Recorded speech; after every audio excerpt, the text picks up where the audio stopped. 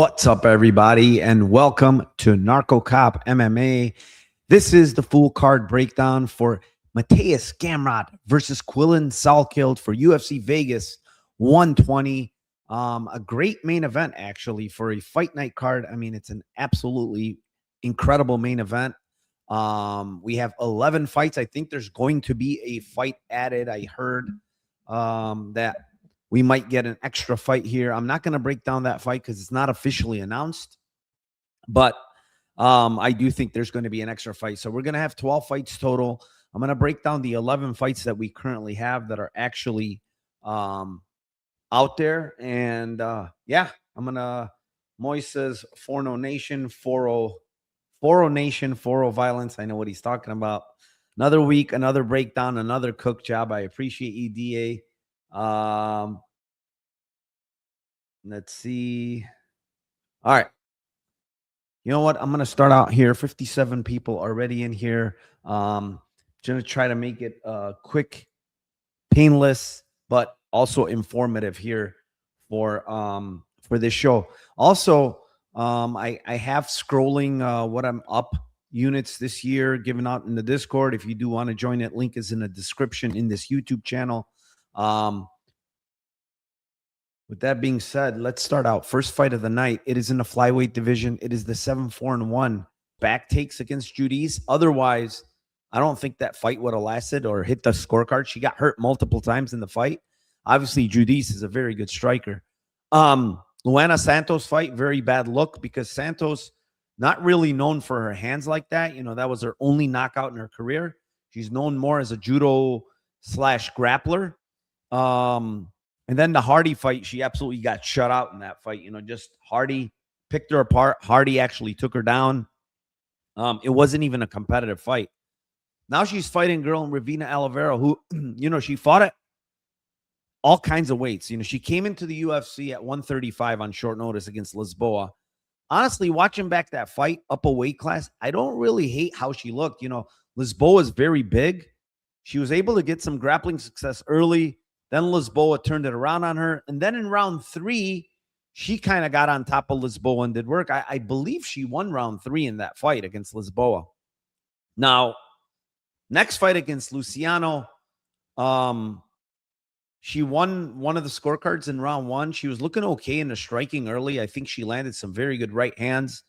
But then kind of got grappled in rounds 2 and 3, got subbed. I do think that weight cut to 115 was too much for her. If you look at even the last fight, like she couldn't make weight. She missed by half a pound. She struggled. She looked awful. And then Chanel Dyer kind of picked her apart on the feet. Just a way better striker, way faster. Ravina Oliveira has power in her hands. She's got that 1-2. I think the biggest issue with her in this fight is that when you watch her throwing the 1-2, she kind of jumps into her 2. And kind of almost leaving her feet, which is very bad against a girl like Miller because Miller's going to try to probably duck under, get a body lock, takedown. And then on top, I think she can do work against Ravina Oliveira. Now, I think that it's going to come down to, you know, is Miller going to be able to get this fight to the ground? Miller doesn't ever, like from what I've seen, she doesn't really double leg. Her wrestling is not good. It's mostly body lock, trip takedown, stuff like that, where she gets on top, or an opportunistic, like jumping to the back while standing, you know, getting a body triangle, stuff like that. What's weird about Oliveira, like jiu-jitsu wise, is I went back and looked at her Instagram. This girl's competing as a blue belt 10 years ago. You know, she got her purple belt apparently 3 or 4 years ago, you know, so it's like her background is jiu-jitsu from what I've seen. Like she started jiu-jitsu very, very early in her career. Maybe this move up to 125 is going to help her. She is probably going to be stronger than Miller, to be honest, in the clinch. But those trip takedowns are probably going to be there for Miller. And once on top, you know, I do think Miller has the much better jiu-jitsu here. I just can never play minus 290. How could anybody be confident in Miller at minus 290? Like if it's stand up in this fight, she's going to land big shots on Miller. I'm going to tell you that right now. Miller's striking defense is absolutely horrific. But, like I said, she's probably going to find a way to get this fight to the ground and potentially find a submission. I don't like the numbers. Like this is just a number thing. It's like minus 290. Like if Miller was minus 175, okay.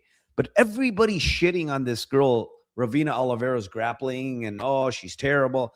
I just think she was fucking completely gassed against Luciano. She was completely gassed. And Luciano got her in the third round. But you got to remember, Luciano is a much better striker than Juliana Miller. Oliveira had to worry about the striking in that fight as well. Unlike this fight, I don't really think she needs to worry much about Juliana Miller striking. So I'm going to go with Miller to win this fight, but with no confidence to bet this minus 290. I don't think she's the side when it comes to the money line. And I just don't understand how you can bet or even put in a parlay a girl like Juliana Miller. Like, it's just not one of those for me. Let's see what we got here in chat. Oh, we got a bunch of people in here. Appreciate everybody joining. Got a bunch of legends in here as well.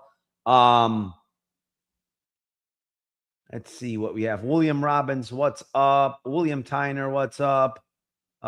Dixon, I'm not mad at you. I don't care. I'm not going to put up that comment, but I'm not mad at you.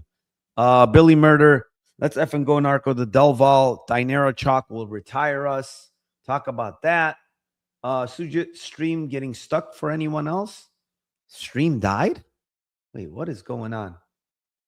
Yes. On my end, it's working fine. Stream is glitching. Stream is cooked. What is going on? You're lagging, Narco? What the fuck? Let me check what's going on here.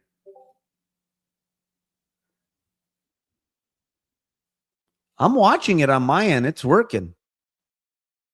I think he's back. Seems like we're back. Damn it. This sucks. He is smooth now. Okay. What's up? Die Hard MMA podcast. Oh, yeah. Daytime stream. What's up, my man? Uncle Weezy in the house. What's up? Narco Ravina's ground game stinks worse than cooked cabbage. Muller gonna run through. Beep. Mushroom, what's up? What else do we got here? Thainara was getting it to the ground easily in round. Thainara's a 35er and she's big. And people shit on Thainara. She's got a bunch of subs. She's a big girl, and her striking is way better than way better than what Miller has to offer on the feet. You're back, Narcos, like 10 minutes ago. Sorry, buddy. Okay, all right. God dang it. What the hell's going on? Oh, shout out from London. What's up, my man? Thank you for joining. We got 117 people in here. Love you guys. Yeah, I'm gonna go with Miller to win here. I do think Ravina Oliveira is going to have success on the feet. It's just a matter of keeping this upright. And yeah, I'm not severely confident in fucking Juliana Miller's wrestling skills. Moving on, next fight. It is a short notice fight here. It's the 8-1 Jesse Rosas versus the 15-5 Miles Johns. Miles Johns 155, Rosas 135. So Rosas, I'm pretty sure everybody knows, but I'm gonna say it. He is Raul Rosas' older brother. He is 23 years old. This is a short notice fight for both guys. Miles Johns, currently on a losing streak. He hasn't looked. He looked career worst, I believe, last fight, right? Daniel Marcos, to be able to out-grapple you, out-wrestle you the way he did is a monster red flag for me. I don't understand how easily some of those takedowns came, how he got to the back like that and just subbed him. Marcus is known as a striker. He's not really a jiu-jitsu guy. Miles Johns known as a wrestler. And, this guy's a Kansas State champion, stuff like that. And Marcos made it look easy last fight, man. Striking, wrestling. He did whatever he wanted. Miles Johns has opened up his own gym called Kingdom MMA. It seems like he's concentrating on gym. He's saying all the things on social media, like saying, okay, now that he has a gym, he doesn't really need fighting. All the bad things that you want to hear from a guy that's I believe on the last fight on his contract as well. You know, this is the last fight on his contract. He said that in an interview. Rosas, 23 years old, 9 years younger, is going to be the hungrier fighter. This fight, I believe, is going to be at 45, by the way. This is not going to be a 35er because of the short notice. Rosas is going to have a height and reach advantage here. I'm going to tell you something about Rosas. I think early on in his career, he didn't look great. I think his striking wasn't great. He obviously has submission skills. He has that jiu-jitsu background like his brother.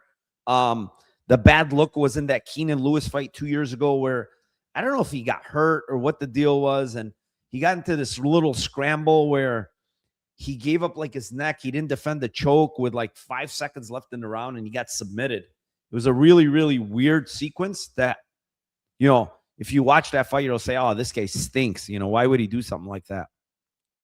And then the fight after that against Petrit, you know, again, you know, in a fight where he potentially got hurt on the feet, Petrit kind of threw some big shots along the fence, busted up his nose. Petrit is somewhat of a good striker, I guess, you know, looking at his background, you know, the guy's got 4 knockouts. He gets subbed a lot. So, you know, in that fight, he was able to get to his back. He was able to control him later on in the fight with his jiu-jitsu and wrestling. He shot some takedowns there and successfully had it. But here's the thing. When you look at Jesse Rosas' last fight against Eric Ruano, it was a 5-round fight. I know Ruano's older now. He's like 38, 37 years old. But he's a veteran. You know, Ruano's faced some pretty decent guys throughout his career.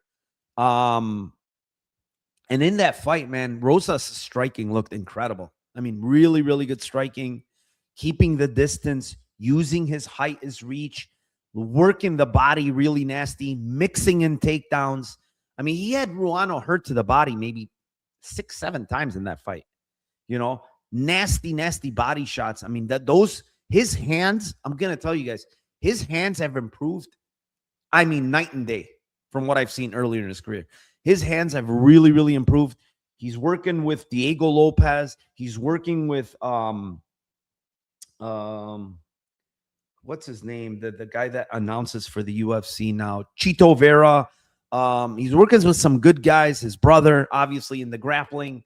The thing for me is like one guy is coming into the UFC mentally hungry, trying to get there, while the other guy, I just don't think he's hungry anymore, honestly. Miles John's opening up his own gym, taking this fight on severe short notice. You know, he's kind of just like, just give me a fight. Let me finish out my contract. Let me go home. Even in the fights, like Miles John's, like, is he going to have a power edge here potentially on the feet? But like, even in his wins, man, Miles Johns is not like blowing anybody away. Like, he's using his wrestling against Cody Gibson. I don't think that's going to work very well for him here. Yeah, maybe he gets takedowns against Rosas, but I do think there's going to be a bunch of scrambles, jiu-jitsu, and I think jiu-jitsu from Rosas is better than Miles Johns, you know. And you know, I know his losses, like against Matsumoto, close loss. Felipe Lima's a good fighter, kind of a close loss.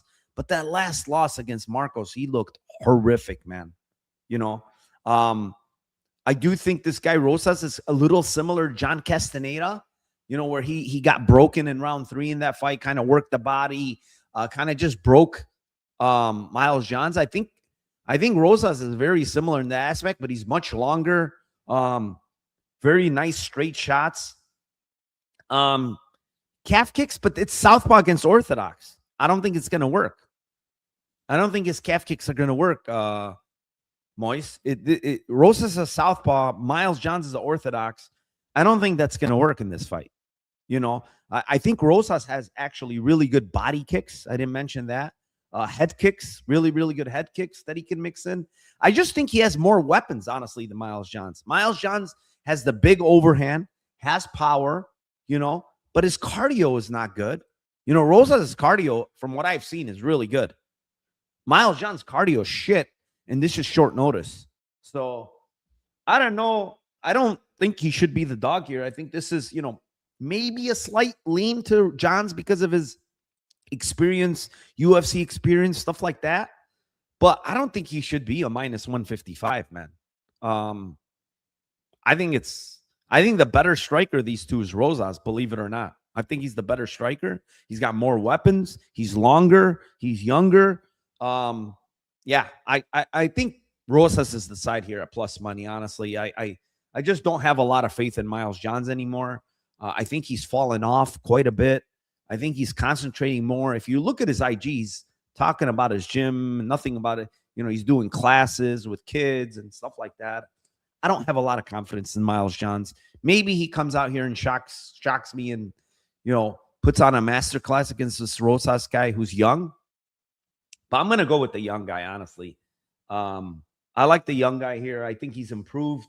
I think he's going to be improving as well at only 23 years old. So, yeah, I'm going with the older Rosas brother in Jesse Rosas here to get the W. Anything in chat? Luis says Rosas by sub. Very possible. He's got pretty good back takes.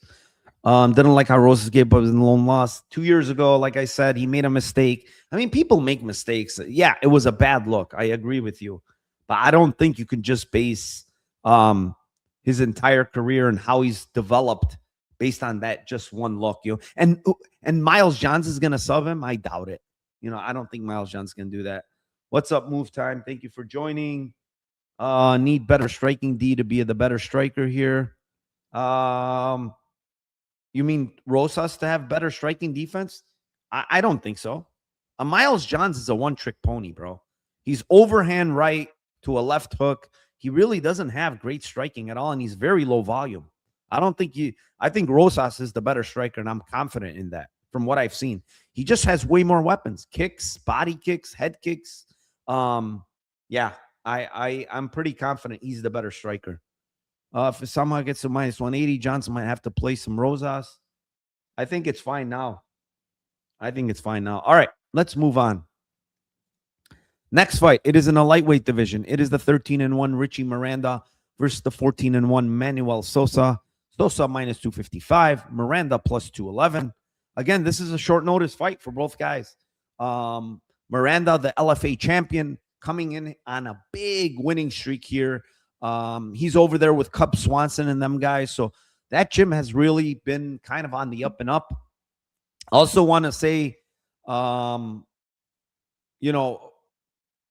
that gym, like a lot of those guys, like Larion Douglas, it's really looking good. I mean, for a lot of those fighters are looking really good, even in the UFC, even on the regional scene. Shout out to Danny Silva. I hope he gets better. I mean, the guy had blood clots, a lot of bad things happening in MMA. So shout out to Danny Silva. Hope he returns healthy, stuff like that. And also, I'm going to talk about that Nascimento thing. It's very, very sad, dude. 35 years old, just passed away of a heart attack in his sleep. I mean, what a devastating news to that Diego Lima shootbox gym. I mean, it's horrible, man. Horrible, horrible thing. So shout out to his family. Hope they get through this, all these tough times for them. But yeah, man, Nascimento will always be remembered. Great dude in the ring, outside of the ring. Yeah, man, just very, very sad. Very, very sad thing there. But talking about this fight, Richie Miranda, tough guy, comes forward, pretty decent volume. He can grapple. He can strike. He's got good cardio. Very, very tough. Tough to get out of there. Not easy to get out of there. Never been finished. And both of his losses, as far as, amateur and professionally, have come via split. The problem I have with Richie Miranda in this fight is that his hands are pretty slow. Defensively, when it comes to striking, he's very hittable. He relies on his durability in a lot of these fights. And, dude, none of these guys that he's facing hit a quarter of how hard Manuel Sousa hits.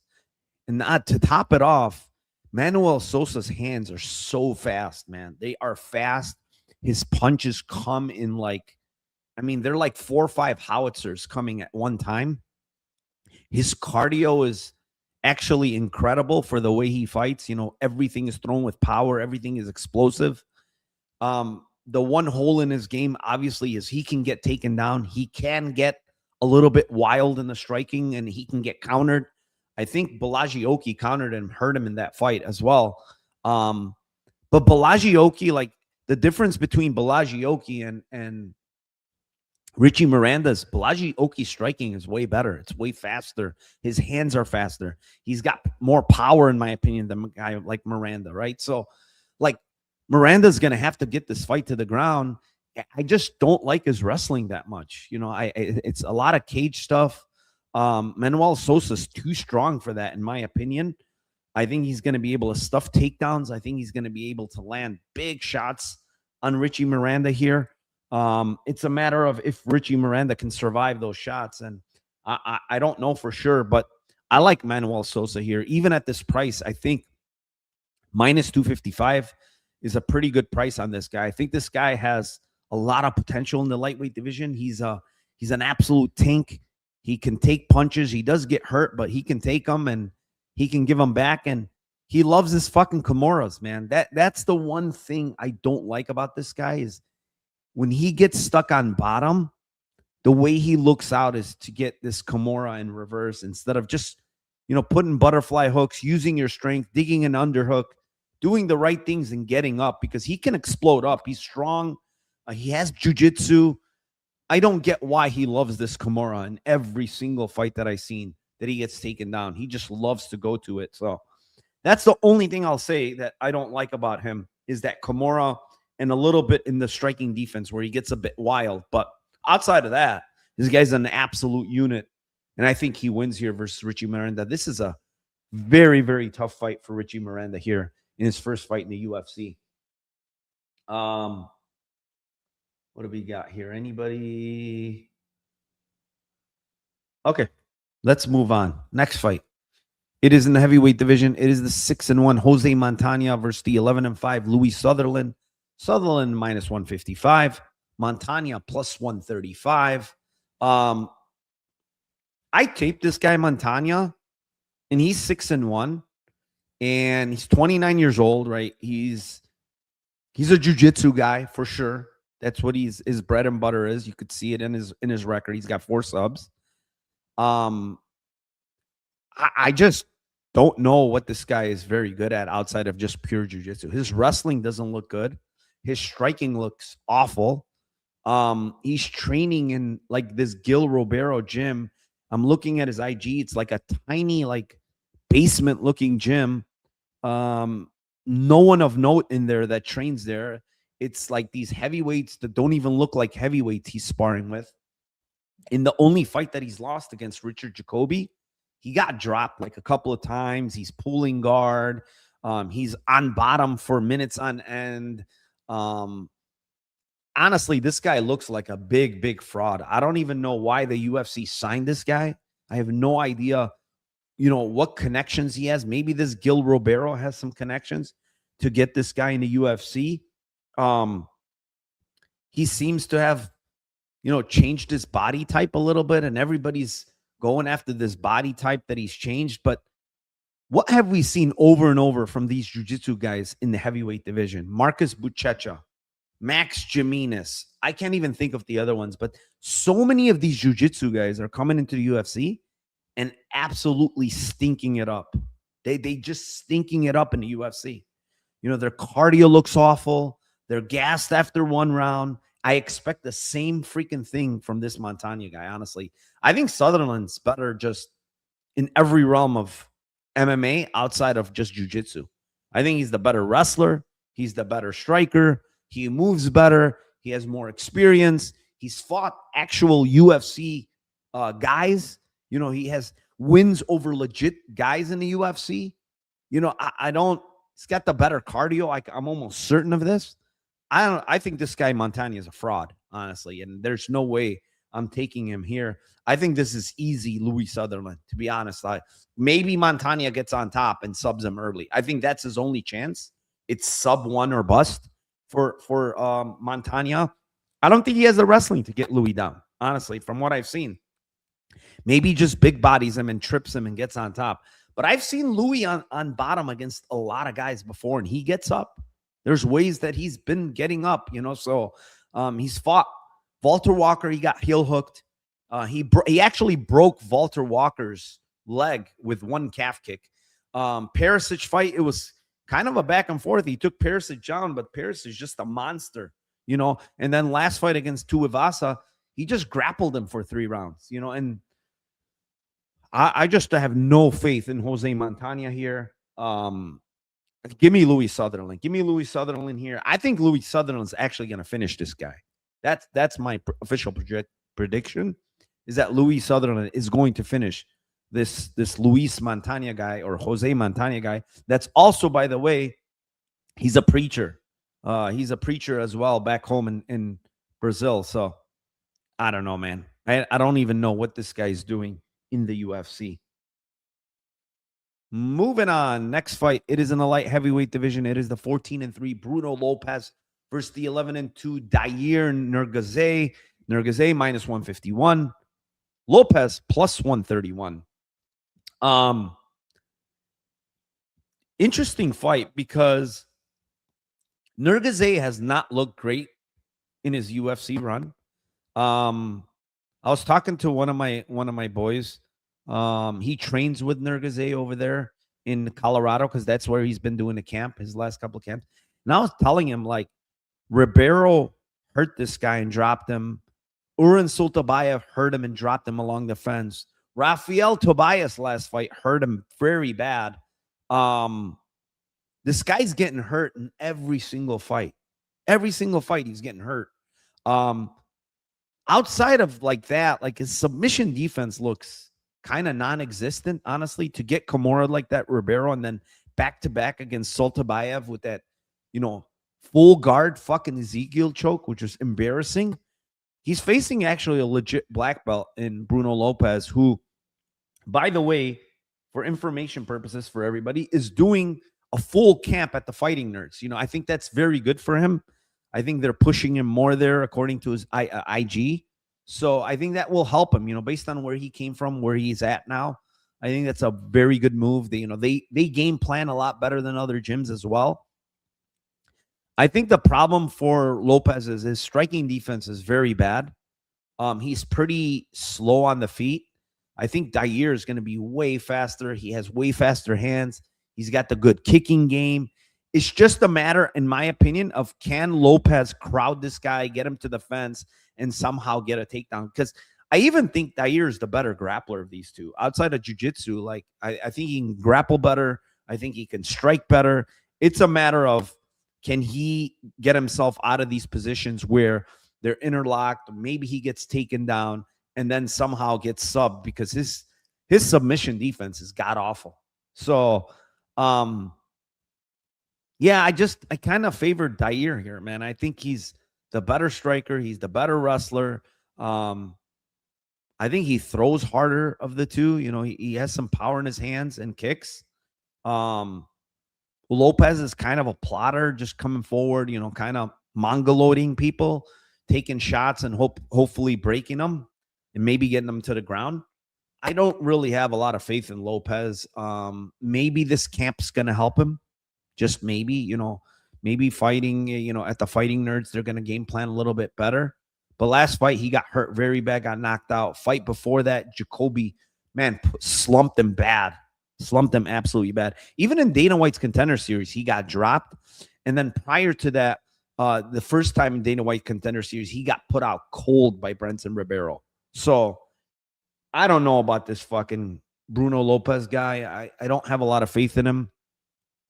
I also don't have a ton of faith in Dair, because striking defense, a little suspect, and his jiu-jitsu is very suspect. I'm going to go with him here. I just think he's moves a little bit better. He's faster. He's got better wrestling, in my opinion, better striking for sure.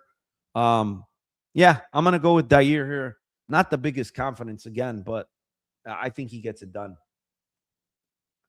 Let's go over to chat.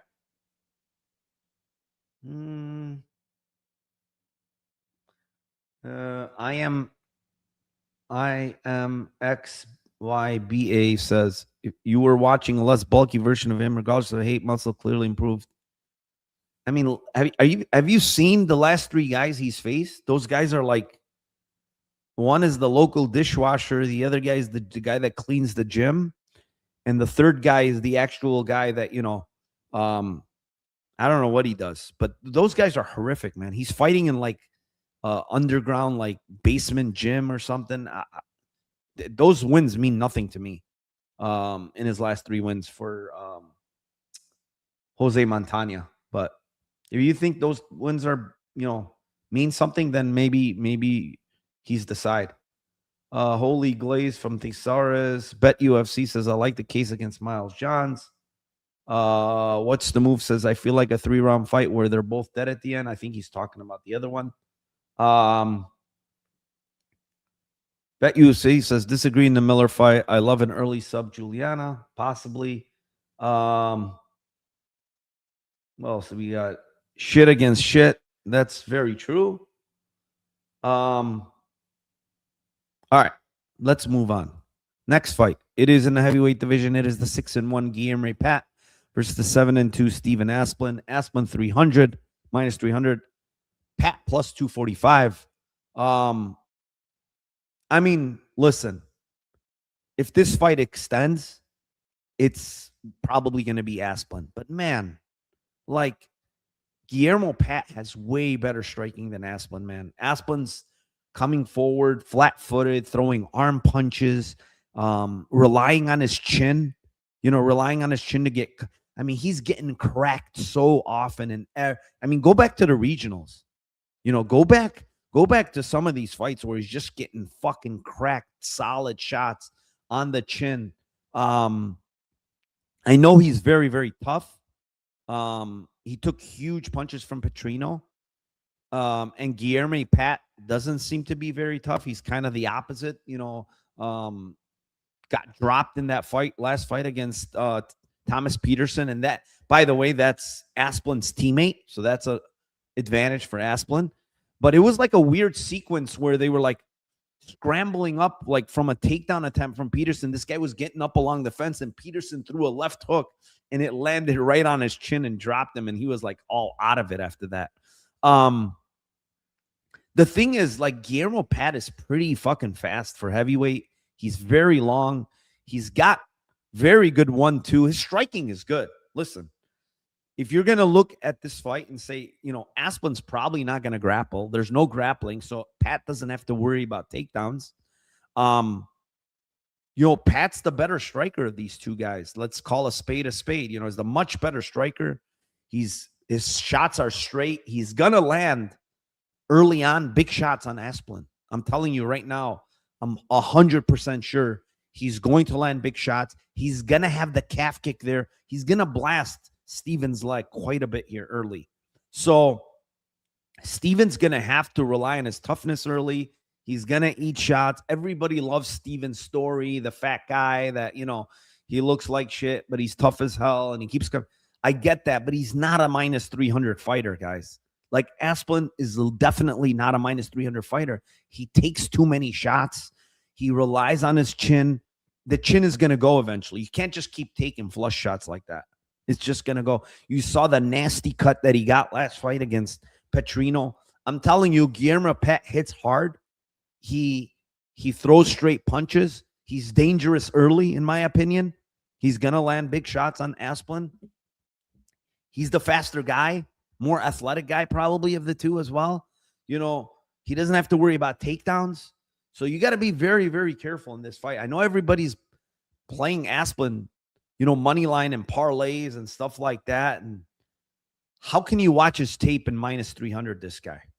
How can you? I know the one big difference between these two guys, I will say, is the toughness. The toughness and the cardio is the very big difference in this fight. And it all goes to Stephen Asplund. So if he can get through the fire early and take these shots from Pat, yeah, he's probably going to win this fight. because I think down the stretch he's going to have better cardio. He's going to push a higher pace. He's probably going to get in a clinch and land elbows. He's very good with his elbows, you know. Yeah, I mean, I think Steven Asplund probably wins this fight. But yeah, be very careful minus 300 here with Steven Asplund, honestly. I think he's a better live bet, to be honest. I think he gets hit early. He potentially could lose round one here early. I wouldn't take him pre. Wait for the live bet. I think he's going to be a much better live bet than pre-flop on Steven Asplund. I love Asplund's story, but this guy will never make the top 10. Yeah, he's never going to make top 10. I could tell you that. No. He's got no wrestling. His striking defense is non-existent at heavyweight. That's like already a big red flag. When you face big hitters in the heavyweight division, they're going to knock you out. Doesn't matter how good your chin is. All right, let's move on. Next fight. It is in the welterweight division. It is the 9-4 Billy Ray Goff versus 7-0 Ty Miller. Ty Miller minus 365. Billy Ray Goff plus 292. This is another fight that potentially you can play live rather than pre on Miller, because there are some things that I've seen from Billy Ray Goff that could potentially give Miller a little bit of issue early. One is the calf kick. Billy Ray Goff throws a lot of calf kicks. They're pretty hard. He pressures you early, so I don't think he's going to give Miller a lot of space to use his jab, his 1-2, which is really, really good. Miller's boxing is incredible. He's got great combos. Look how big he is, you know, for the 6'2", 77-inch reach. So he's going to have a big reach and height advantage on Billy Ray Goff. Billy Ray Goff fought a similar archetype in Trey Waters, who's very long for the division. He's long. He's a striker as well. And he was having success with Trey Waters early, actually. He landed some big shots. He hurt Trey Waters. He also mixed in the takedown early. The problem for Billy Ray Goff is he's going to gas. You know, the way he fights, he gasses. And against a guy like Ty Miller, if you're going to gas, he's going to pick you apart, man. You know, because then he's going to start stuffing takedowns, and then it's open season on the feet for Billy Ray Goff. You know, he gets very, very early on. Billy Ray Goff has good head movement. He's bobbing and weaving. He's good footwork. You know, he's moving well. His striking looks okay. But then as he starts to tire, everything. This is very, very similar to last week's Mark Vologden. I said Mark Vologden's going to look good early. And he did. And he dropped Nikolic. And he won round one. But as the cardio started fading, everything started going out the window. His striking looked awful. He started getting hit left, right, and center. He started getting hurt. And his cardio fell off completely. This guy, Billy Ray Goff, is a very similar archetype to that. He starts well. He moves well early. He mixes in takedowns. And then the cardio falls apart. And now the entire game falls apart, right? He's shooting ugly takedowns. His defense is non-existent. He's getting hit. He's getting hurt. So this is a very similar type of matchup to last one. But Ty Miller's a much better striker than Nikolic. He's way, way, way better with the hands. His get-up game is actually really, really good. The one thing I will say, Ty Miller can get taken down. It's the get-up game that makes him so good. He is a bit scary in the sense that he gives up his back a lot when he gets up. But, man, I can't question it because he's shown he can defend the submissions. He's shown that he can turn into guys. He's shown that he's very competent. And I will tell you guys, I've talked to somebody that trains with Ty Miller, literally that trains with him during this camp, and he's trained with him. And he's told me, man, Ty Miller is a motherfucker to hold down. You know, and this guy that I talked to is a jiu-jitsu guy. He's a wrestler. He said Ty Miller's very, very hard to hold down. He gets up. He's not very easy to hold down. And then once he's on the feet, man, he's a motherfucker because he's coming forward. He's throwing a lot of volume, and he's got very, very good hands. So, yeah, I think Ty Miller wins here. Billy Ray Goff is, in my opinion, he's sub one or bust here. He needs to get a submission in round one, or he's completely toast in this fight. So, yeah, I like Ty Miller here. I think he's a pretty safe parlay piece.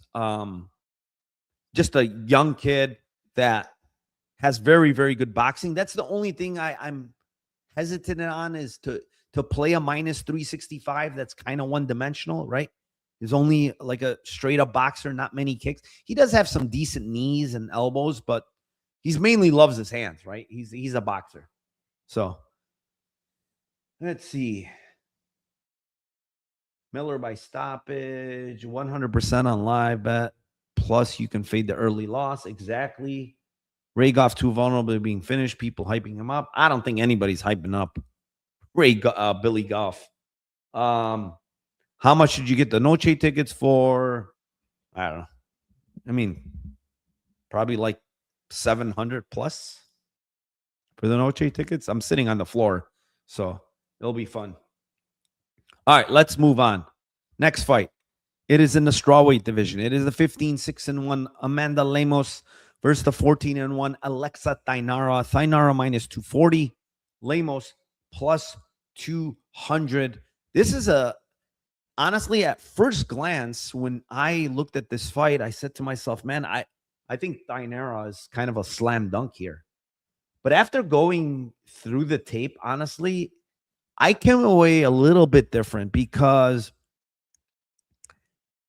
I don't like what I've seen from Thainara on top, honestly. She's let a lot of these girls up.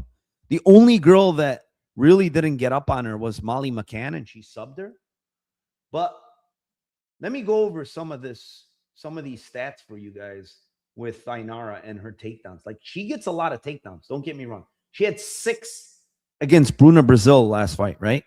But Brazil got up multiple times on her. You know, she shouldn't have been getting up like the way she did against Thainara. The other one was Loma Lukbunme. She got 5 takedowns, and I know she got a lot of control, but Loma was able to get up quite a bit. You know, same thing against that Conceição chick on Dana White's Contender Series. She got takedowns there, but Conceição was able to get up multiple times. Amanda Lemos, the thing is, she's 39 years old. That's one. 2, she has some of the worst fight IQ you can possibly imagine in women's MMA. She loves going for a guillotine. She loves, going for these stupid submissions off bottom instead of trying to get up. The last fight against Jillian Robertson, it's 1-1 going into round 3. She's looking good early. She gets taken down. They get into a scramble, right? Instead of like disengaging and getting up, what does she do? She goes for an armbar, dude. Like, what are you doing? Why are you going for an armbar against Jillian Robertson in round 3, where you need to disengage? You need to disengage and get up. Get up. Nope. Let me go for an armbar. And then she fails on it. And then now she's on bottom and she loses the fight. Jillian Robertson came into that fight compromised. I said it on my stream. I think she was compromised. Something was wrong with her leg. The first calf kick that Lemos landed on her, it hurt Jillian Robertson quite a bit. I do think Lemos is very, very competent in the grappling and jiu-jitsu. It's just her fight IQ is just not very good, man. It's not very good. I mean, the Lucindo fight, somehow she showed great fight IQ in that fight. In the Lucindo fight, she still was put in a very bad position. I believe it was round 3. She was put in a bad position. I think she got mounted. But her cardio does seem to fall off like as the fight goes on. Like round 3, she seems to get tired a little bit, exhausted. Thainara is very hittable on the feet. Honestly, she can get her calf kicked. She does throw big calf kicks herself. She throws big overhands, but she is hittable. She is hittable. And Amanda Lemos, even at 39, packs a big punch for strawweight. Like, she has a ton of power. She has 8 knockouts for a reason. Out of her 15 wins, more than half her wins are KOs. She hasn't had it for a while in the UFC. Obviously, Marina Rodriguez was the last one. And Thainara is very, very tough, in my opinion. She ate a spinning back kick right to the neck head area last time against Bruno Brazil and just kept on going and went for a takedown. I think the bad fight IQ, the decision making from Lemos, I think being stuck on bottom is a thing here. Being 11 years older, I think the UFC honestly wants, it feels like every time the UFC wants a girl to get a win that's a grappler, right? It seems like they give her Amanda Lemos. It didn't work out against Lucindo. It didn't work out against, the Mackenzie Dern fight, but it worked out for Jandiroba. It worked out for, Suarez getting a win. It worked out for Jillian Robertson to get a win. So I think they want Thainara to get a win here. It doesn't always work out. Minus 240 is a little bit scary to bet on Thainara because, like I said, she throws big shots. She is hittable. She doesn't seem to have the best control when she there's, I do like her chain wrestling. It's pretty good, but this is a huge step up for her. Huge.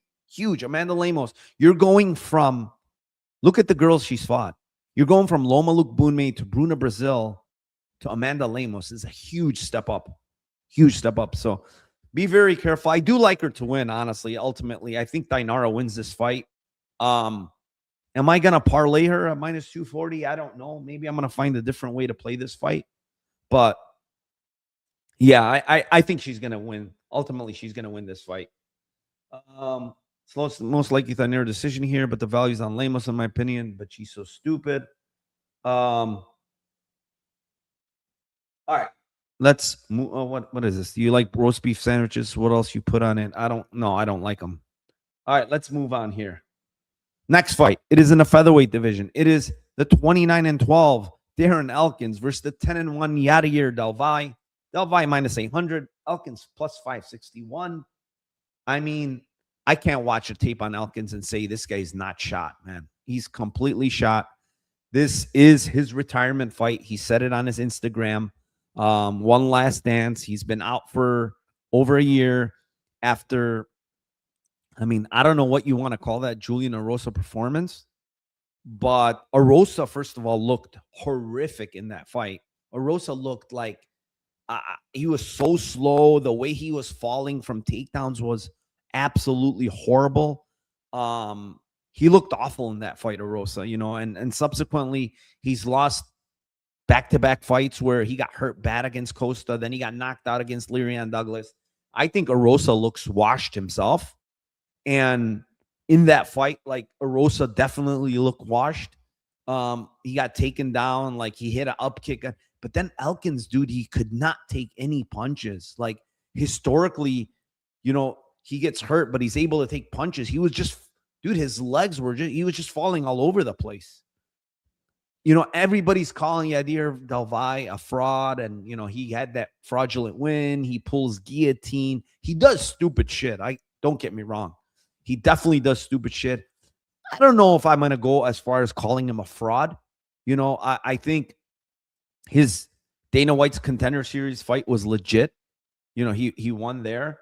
And then last fight, he obviously fought Jordan Levitt, and he didn't look good. He got stuck on bottom. I do think he won a round there. I don't remember which round it was. I think round 3.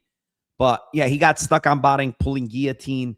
Obviously, Jordan Levitt is good, pretty good wrestler, pretty good jiu-jitsu. So it's the fight IQ from Yair Del Valle more than anything. He loves pulling guillotine. Darren Elkins is next to impossible to submit with these guillotines. I mean, he got mounted bad against Pineda, who's a black belt, who has very, very good guillotines a couple of times, and just he couldn't get it.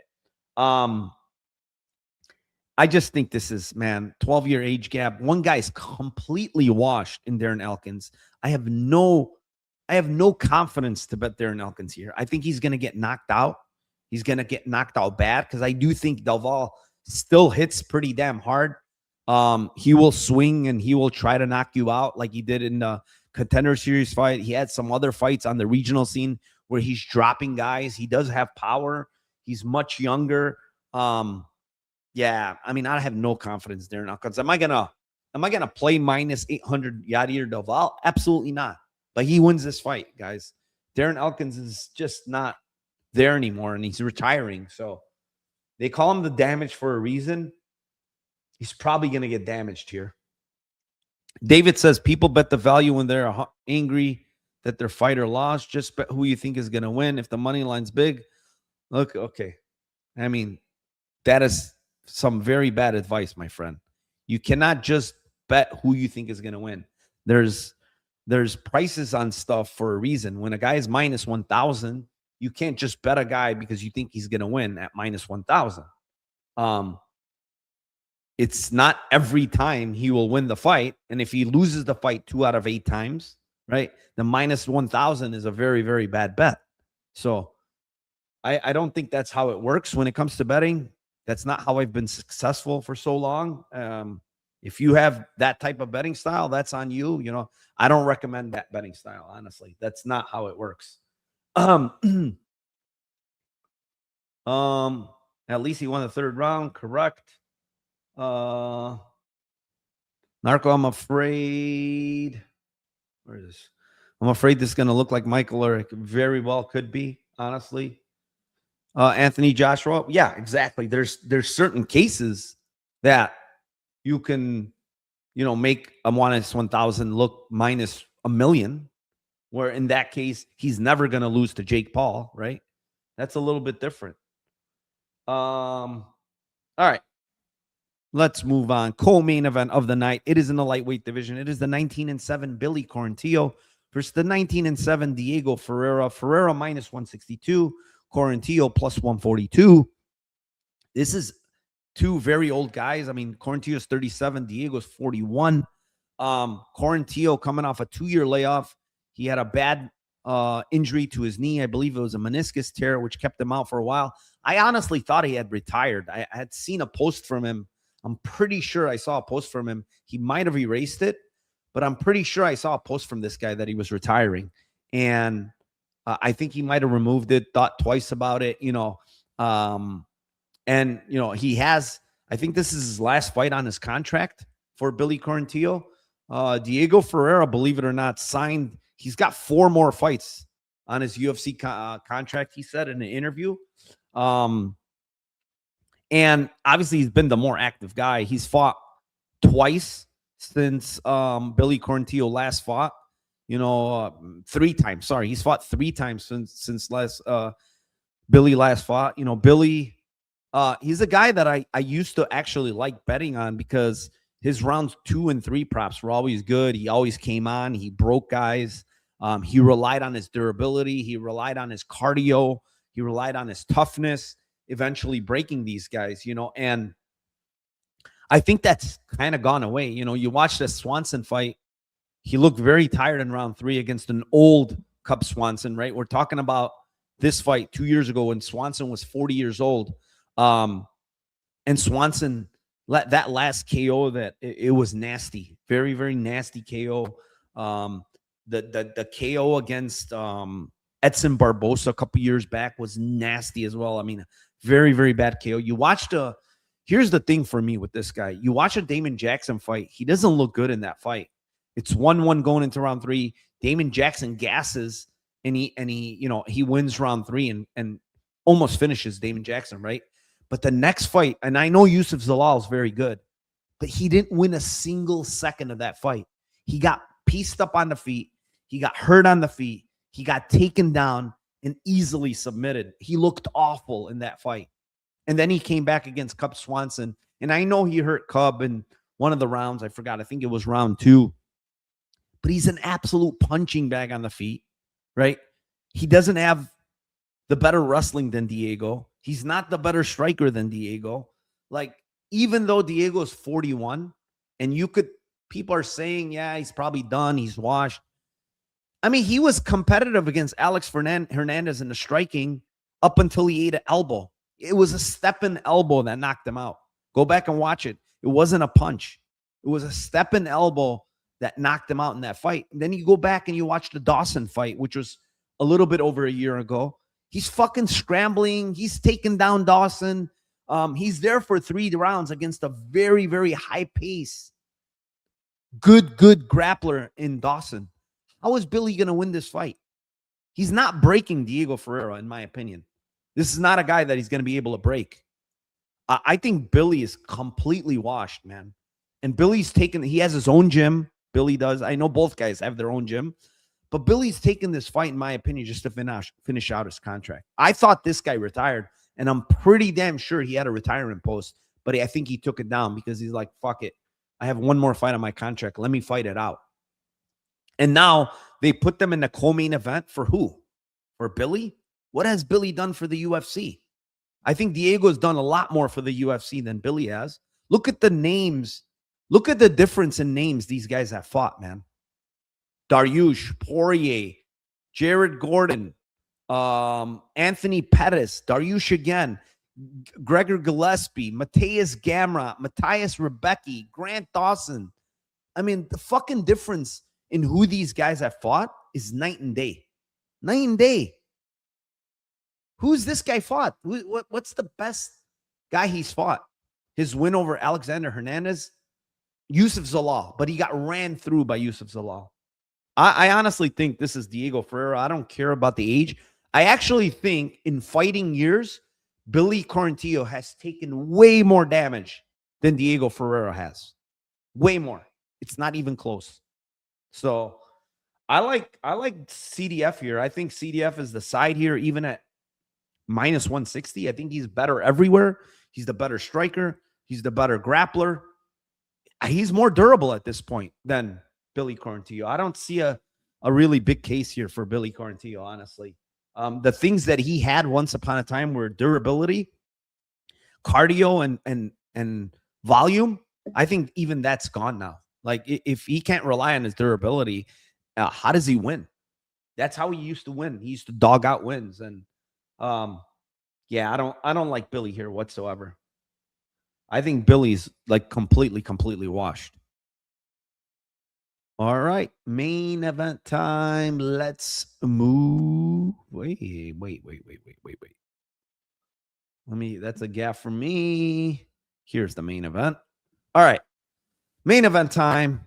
Hit the like, subscribe to the channel, please. If you want to get in the Discord, live betting, all that other good stuff, link is down in the description. That being said, main event.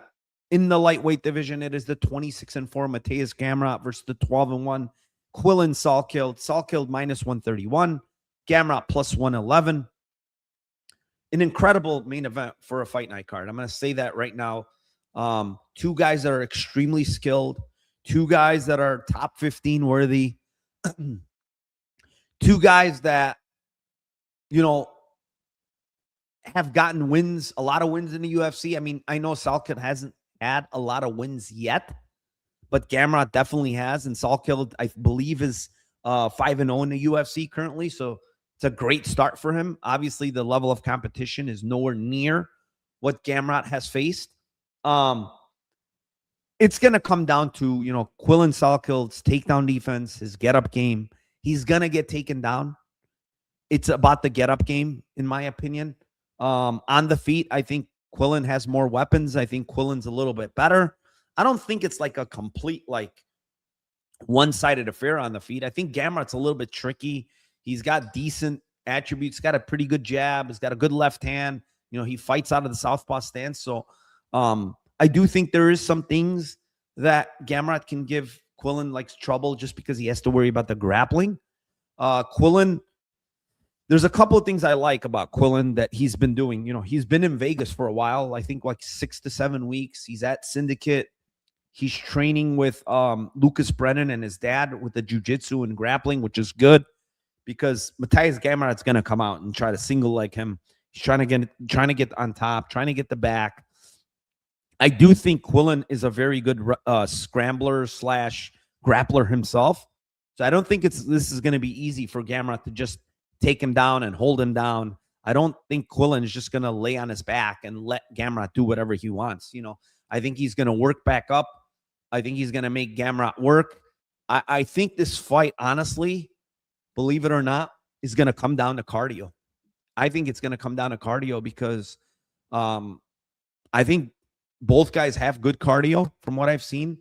Salkilld has fought, by the way, 5 rounds before, unlike I've heard people saying, "Oh, this is his first 5-round fight." That's not true. He's gone 5 rounds before against Brett Pastor. And the thing with Salkilld is he has faced a lot of grapplers in his career. If you look Damar Fan twice, he's a grappler. He's going to want to grapple you. If you look at even Brett Pastor, he's a grappler. He tried to grapple him. In both of those, or all 3 of those fights, Quillan Salkilld out-grappled those guys eventually.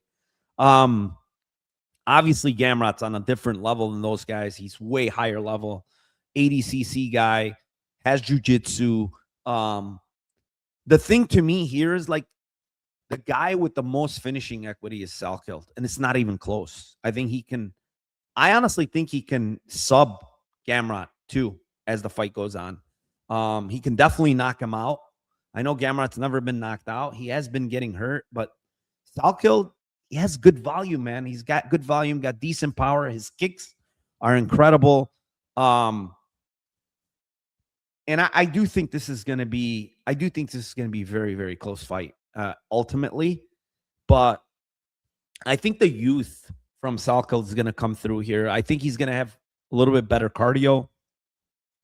The one thing with Gamrot that I've seen over and over again is that he does slow down when you are defending his takedowns, when you are getting up. Point in the Dariush fight, he looked very, very tired in round 3. Dariush was able to stuff takedowns, was able to get up right away. He made him work.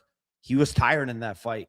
Jalen Turner fight, and that was kind of a war, but he was a little bit exhausted in that fight. And Jalen Turner, I don't think has the scrambling ability that Quillan Salkilld has.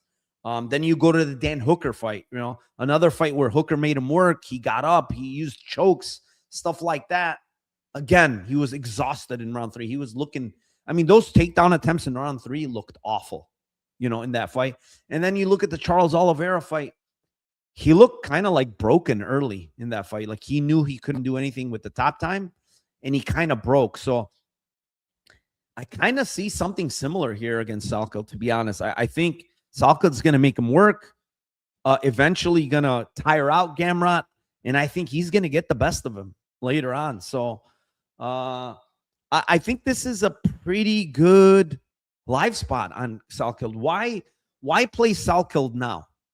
I think Gamrot gets takedowns early. But why play Salkilld when he's potentially going to get taken down, maybe lose round 1? I think you can get a much better line. And if you don't get a much better line, you get to see what he looks like with Gamrot on top of him. Is he going to be able to get up? Does he just look like he's going to get grounded for the entire fight? And then you're like, okay, well, I don't have to play this guy, But if he's able to get up and he's making Gamrot work, then you might get a better number than -131 on Salkilld, because I do think he's going to get taken down early. So, yeah, I like the Salkilld side here, but potentially more of a live bet than pre. I'm going to see where this line goes. I'm not very interested in -131. And again, you don't have to bet every fight, guys. You don't have to bet every main event, but I think this is a better live spot than pre, ultimately, when I think about it more and more. But I'm going to go with the young guy. I'm going to go with Salkilld. I was very high on this guy coming into the UFC. I'm still very high on him. This is a huge step up for him. We'll see how he comes through here. But, yeah, give me Quillan Salkilld here in this main event. 303 live viewers. I appreciate all of you. Thank you for joining me today. I did an early breakdown today. It's Tuesday. Wanted to get it out there pretty early here. Good luck this weekend. I've been crushing it this year. You can see down below, plus 60 units on the year for me. We got BKFC. We got PFL this week. And obviously, we have the UFC. Also, Zuffa Boxing on Saturday we have. So Zuffa has been incredible. Thank you to everybody in chat. Please like, subscribe, comment. And if you want to get in the Discord, link is down below in the description. Get in there, $25 a month. Peanuts. If you're gonna take gambling seriously and you want to make some side money or make it even full-time, it's in there. Don't take it from me, but you can ask anybody that's in that Discord. They could tell you how good it's been to them, their bankroll, and all that other good stuff. So good luck to everybody. One last thing. Let's cash. smash those tickets for UFC Vegas 120.